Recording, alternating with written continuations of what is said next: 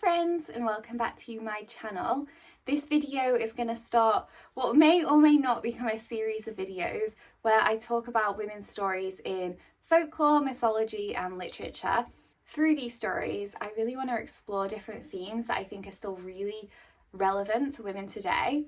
So even though the story itself might not reflect directly, I feel like there are so many things that we can pull out that actually really reflect things that we're still dealing with. This isn't going to be a, F the patriarchy, let's dismantle the system overnight kind of situation. It's more that I want to create a safe space where we can discuss and reflect and even have formative debates about topics that I think are really important to women as a collective. We're all on this journey, right? And our ideas are going to keep changing and developing. But yeah, I just want to create a really supportive space where we can chat about important topics. And I think a really good way to do that sometimes is if we can frame it around a narrative or a story or a heroine that we already know or that we can get to know, and then we can see how that reflects in our own lives to make even small changes in our own lives or the lives of the women around us. So yeah, that's what the plan is. The goal is to connect her story with our story. And on that note, today we're going to be starting with the story of Griselda.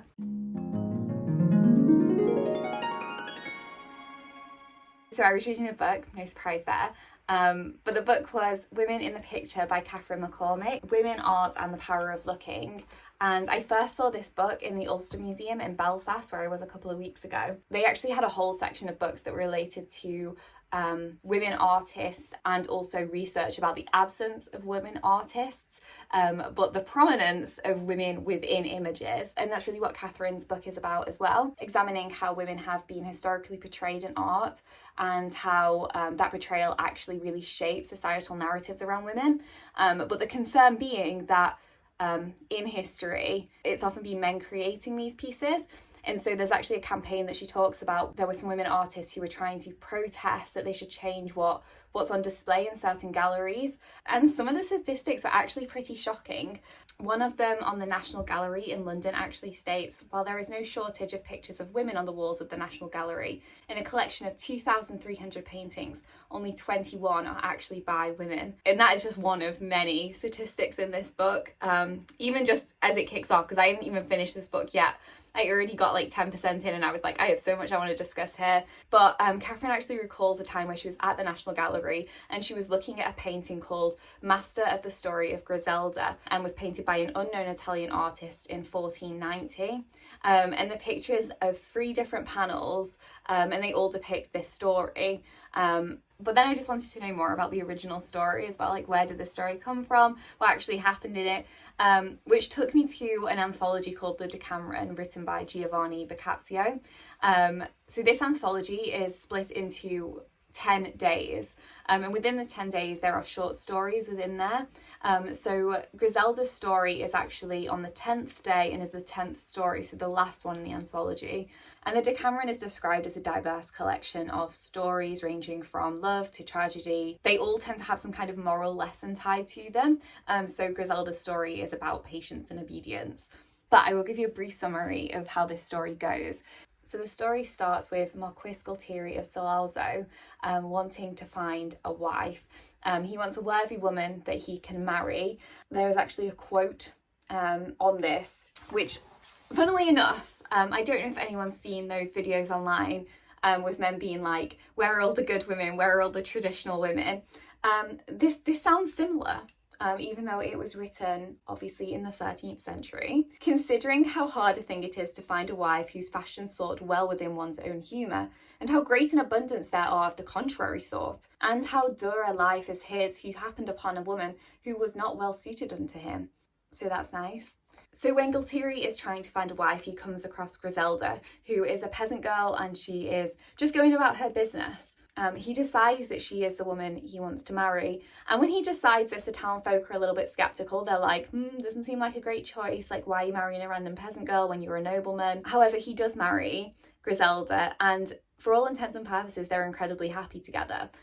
He is over the moon with his new wife, and Griselda's very happy, and she really takes to her new position. All of the town folk start to love her dearly, and she's just really celebrated as this like amazing woman. So there's actually a quote that goes, "She was, as we have already said, goodly of person and countenance, and even as she was fair, on likewise she became engaging, so pleasant, and so well-mannered, that she seemed rather to have been the child of some noble gentleman. And then in relation to Gualtieri's feelings about this, it said, moreover, she was so obedient to her husband, and so diligent in his service, that he accounted himself the happiest and best contented man in the world. And on likewise she bore herself with such graciousness, and such loving kindness towards her husband's subjects, that there was none of them but loved and honoured her with his whole heart, praying for her welfare, prosperity, and advancement. So everyone's a big fan of Griselda at the moment. And Griselda and Gualtieri have 2 children together. And then suddenly, out of the blue, Gualtieri decides that he must test his wife to check that she is as wonderful and loyal as she appears to be. Thus starts the trials of Griselda. And the first test that he does is he actually takes both of her children away from her, and he actually says to her that they've been unalived. So Griselda is incredibly distressed by this news, and although her maids and everything try and console her, eventually she is just kind of gets on with it. And carries on living her life. And years pass by, and then Gualtieri decides that it's time for another test. And the next test is he actually sends her back home to live with her parents on a sheep farm, and just kind of leaves her there and doesn't really come and visit her until he comes back and comes to tell Griselda that actually he is marrying another woman, that he, quote, has these counterfeit letters of dispensation from the Pope, so he's able to break off his marriage with Griselda and actually take a new wife. Again, Griselda is incredibly distressed and upset by this, but she just, gets on with it, carries on. And then he comes to her again and said that he would like her to serve him and his new wife at their wedding day. So Griselda goes along to the wedding day, and she actually says to Gualtieri, I really wish all the best for you. Please don't treat your new wife as you have treated me. And in this moment, Gualtieri is like, the whole thing was a farce. It's all okay. It was all a massive test. Years of trials, but actually your children are alive. Here they are. And also we can be married again. We can have this reunion and we can be together. And that's pretty much where the story ends. So lots of suffering for Griselda, and the piece of art that depicts this story as well. So it has when she's a peasant and she's carrying water, it has when she first marries Gualtieri, and then it also has another painting where she's stripped bare and there's people around her but nobody's looking at her.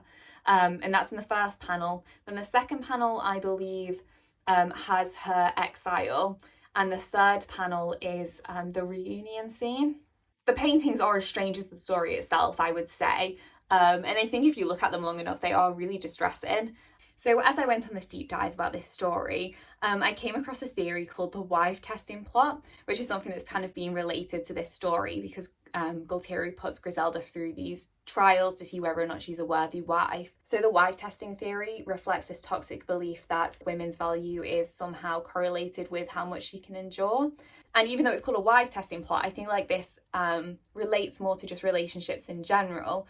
This idea that women are expected to endure a certain amount of suffering for some kind of reward in the end, or a societal reward of marriage or higher level commitments.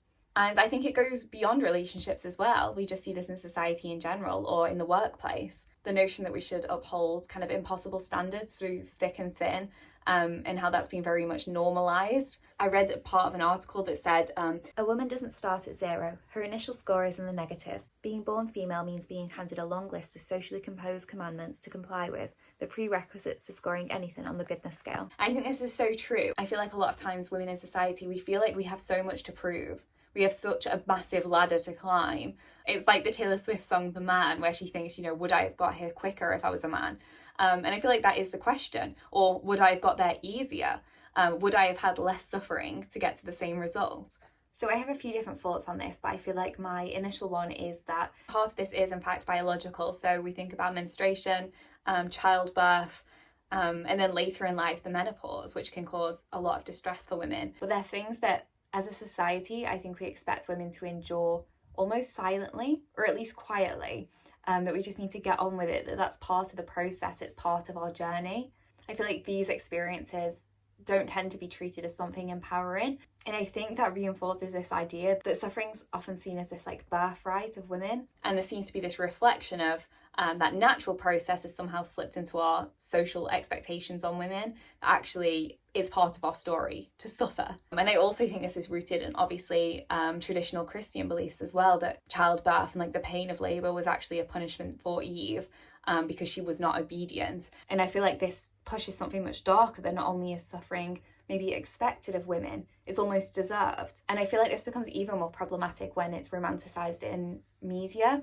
Something that comes to mind recently is the promotion of It Ends With Us. The fact that that story is even placed in a romantic context, I think, is problematic, because that story is a story of DV. But yet the promotion around it, and also the way that the book was promoted, if I remember rightly, was pushed as this like romantic narrative. Go with your girlfriends, go and watch this film because it's, really fun and girly and all this lot. And It Ends With Us is in theaters now, so grab your friends, wear your florals, and head out to see it. And I feel like that is just exactly mirroring what I'm saying here, that actually we're normalizing this idea that the path to love should be some sort of crazy Hunger Games type journey where we suffer and we have to endure hardship to eventually be rewarded with love in the end.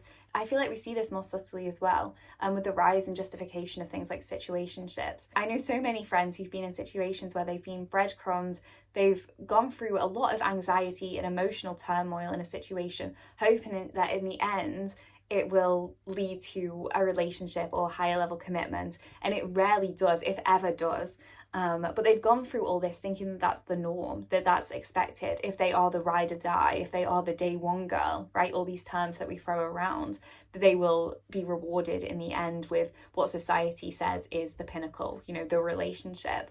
And that's rarely the case, and often they're cast aside for somebody else who comes along and goes through that same journey. And it's incredibly traumatic and upsetting. But I feel like the fact that we even normalise a situationship just showcases how we expect women to go through these traumatic journeys, these emotionally draining journeys, with the idea that there's something on the other side of that for you. But like Griselda, you become so emotionally entangled. There's actually a quote in the story after Griselda's gone through all this suffering and she hears Gualtieri talking about his new wife, and it says, "These words were all daggers to Griselda's heart, who had been unable to lay down the love she bore him." And I feel like this is so true as well, right?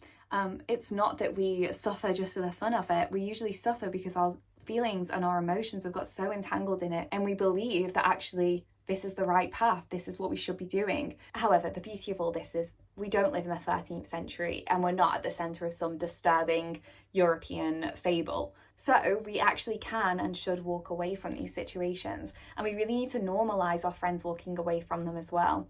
And how do we actually do this? I think part of it comes with taking the idea of relationships off the pedestal, the idea that that is the pinnacle, that is the thing that we are striving towards, or the idea that, you've got to be successful in other areas of your life. You need that promotion, you need to be making this amount of money, you need to be the perfect mum all the time, the perfect sister, the perfect friend. I feel like if we can take away this idea of perfectionism and also take away the idea of this is the pinnacle, this is the standard we expect, this unachievable standard that I think we lay out for ourselves and for the women around us, I feel like we may be able to change the narrative that suffering is somehow inherently part of our story. I feel like we also need to change the idea that somehow the amount of suffering we can endure almost signifies how much we are worth. We're all already worthy just for existing in the first place, for who we are, just for being. We don't need to go through some crazy Hunger Game trials to prove that I'm a worthy being in the first place, because I already was.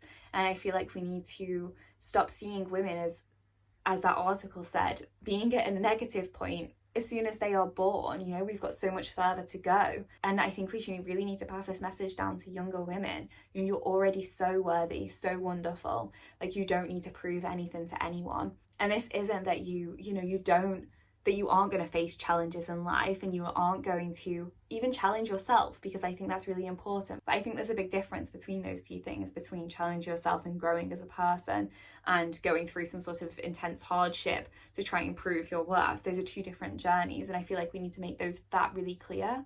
Because if we even think about Griselda was always worthy, and even before her trials, everybody really admired her and loved her, and was celebrating what a wonderful woman she was and how well everything was going. And even Gualtieri was saying, how he was really happy in his marriage. The trials were totally pointless. They didn't prove anything. Griselda was still as worthy as she was at the beginning. Nothing changed. She just suffered a hell of a lot more during that time period. And so yes, I feel like we need to change our perspective around suffering and normalize living like a soft, happy, easy life. Not without challenges, but without unnecessary suffering.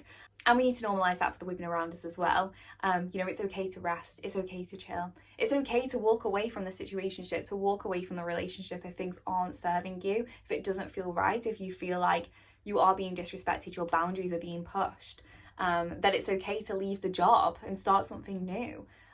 That you are already worthy, that Griselda was already worthy. You don't need to prove anything to anyone. I hope exploring this maybe opens up a bit of a conversation around this. I feel like I'm just scraping the surface of it, but I really wanted to discuss it on the channel. And that is everything from me today. So I will see you in another video.